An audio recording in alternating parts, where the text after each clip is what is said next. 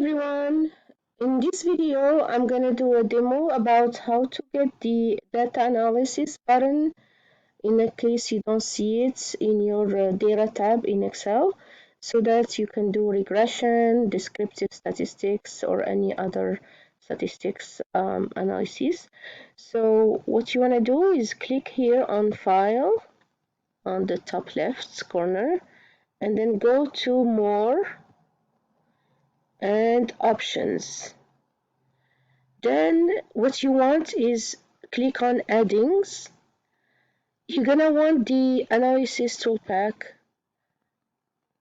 And so actually, in order to get that, you click here in the button where it says Manage.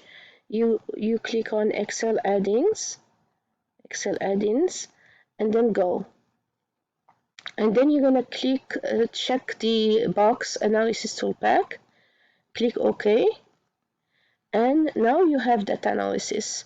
So you can do regression by clicking on data analysis, and then you'll see here regression.